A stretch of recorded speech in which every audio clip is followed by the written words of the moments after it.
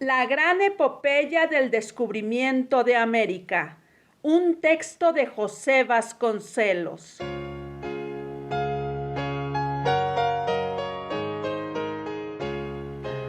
José Vasconcelos describe sin tapujos la gran odisea que fue el descubrimiento de América por los reinos españoles, y lo hace con una visión clara y alejada de la historia oficial que la pedagogía estadounidense impuso en los países hispanoamericanos, y con ello Cristóbal Colón perdió su categoría heroica.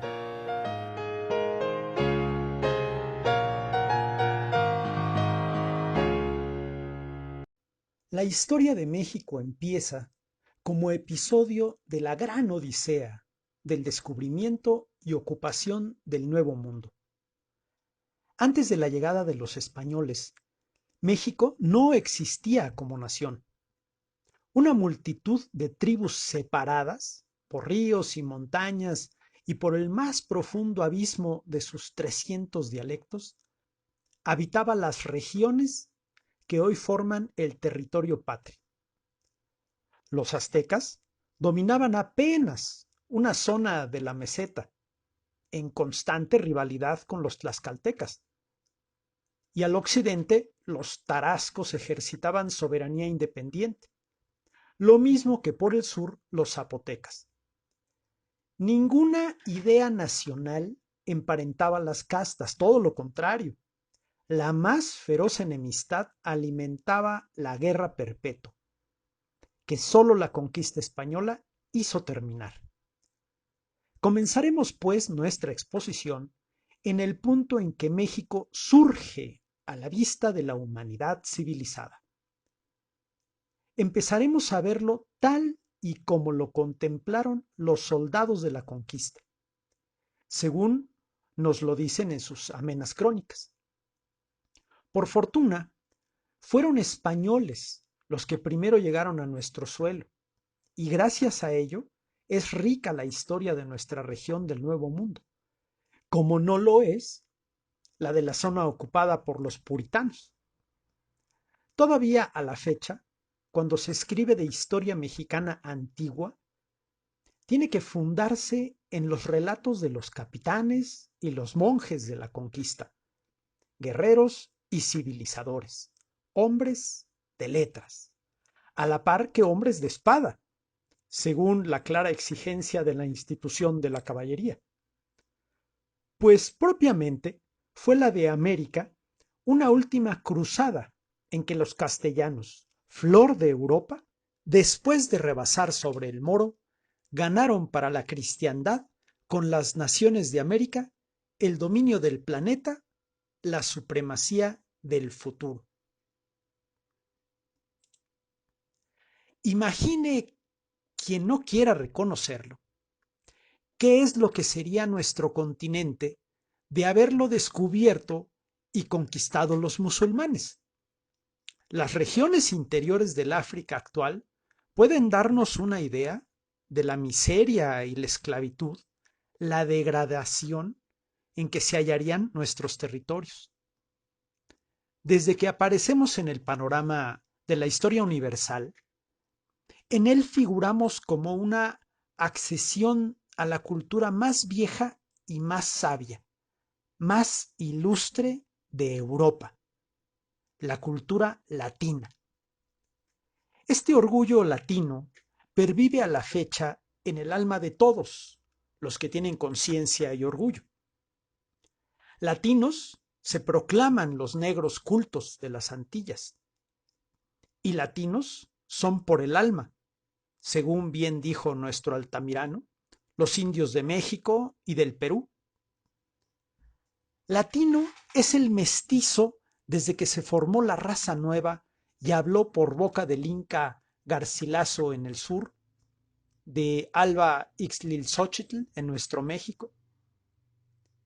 Incorporados por obra de la conquista civilizadora, el indio y el negro a la rama latina de la cultura europea, nuestro patriotismo adquiere abolengo y entronca con una tradición prolongada y provechosa.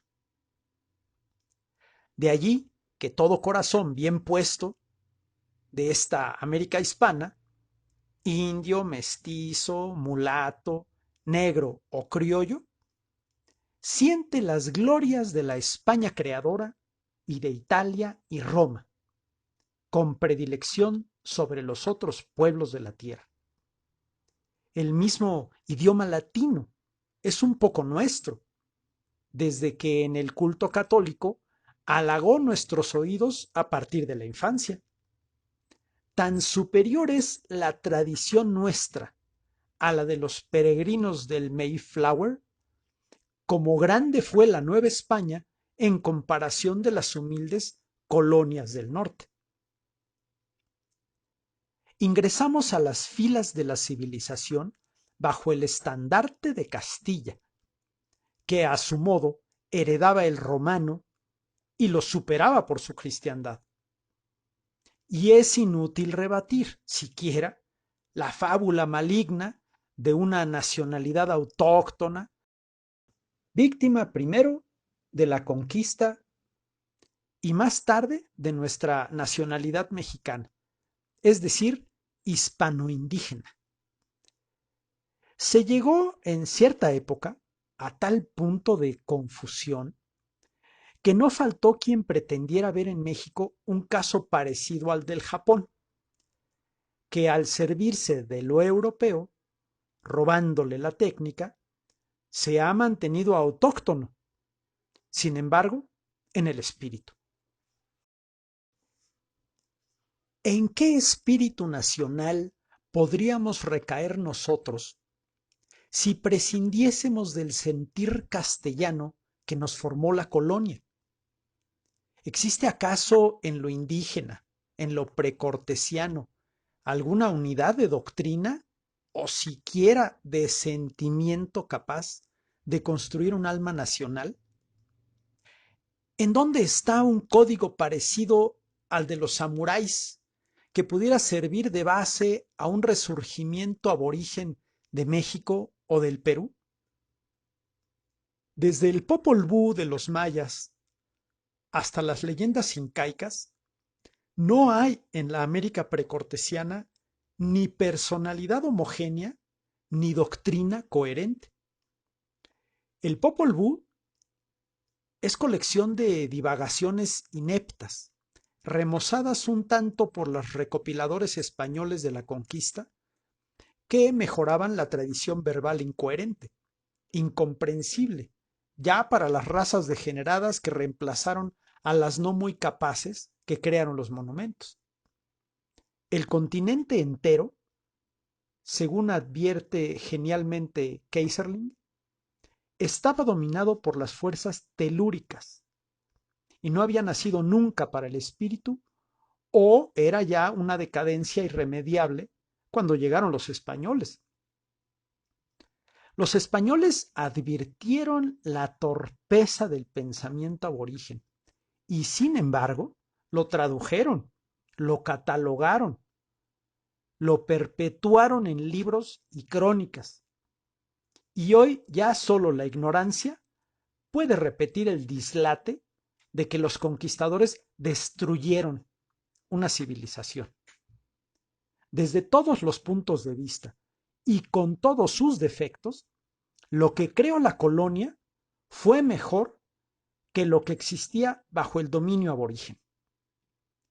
Nada destruyó España, porque nada existía digno de conservarse cuando ella llegó a estos territorios, a menos que se estime sagrada toda esa mala hierba del alma, que son el canibalismo de los caribes, los sacrificios humanos de los aztecas, el despotismo embrutecedor de los incas. Y no fue un azar que España dominase en América, en vez de Inglaterra o de Francia. España tenía que dominar en el Nuevo Mundo, porque dominaba en el Viejo, en la época de la colonización.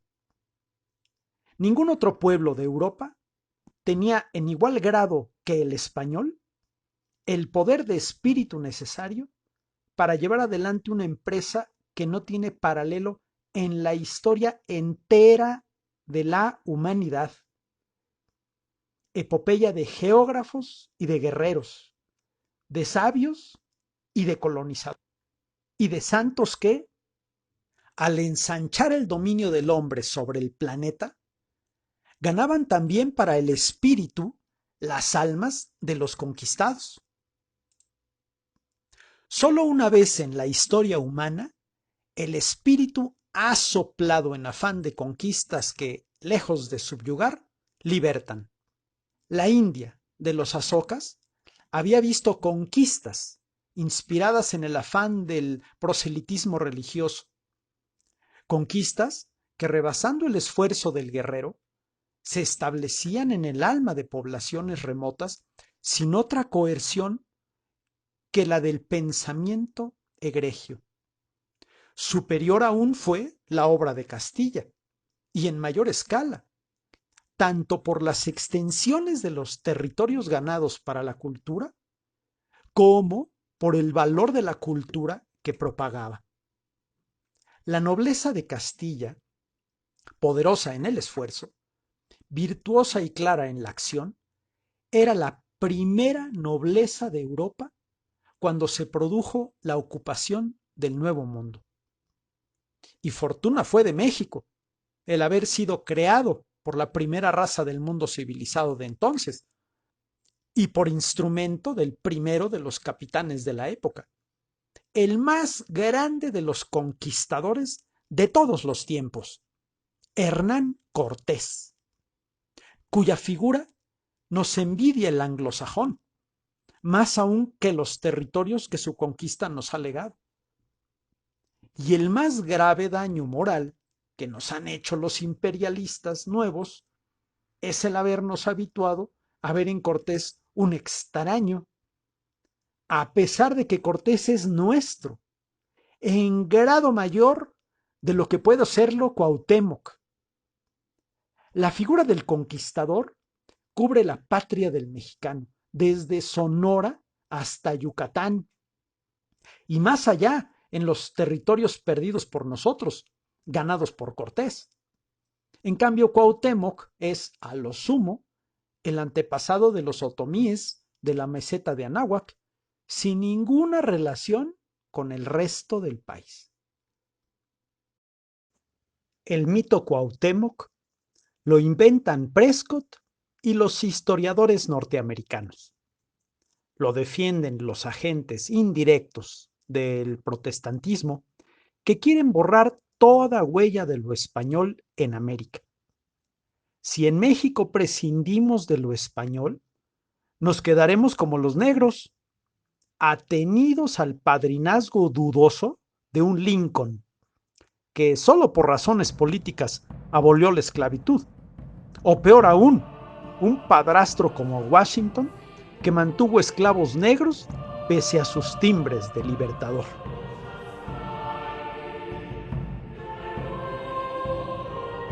Sociedad Cervantina de México. Los invitamos a suscribirse al canal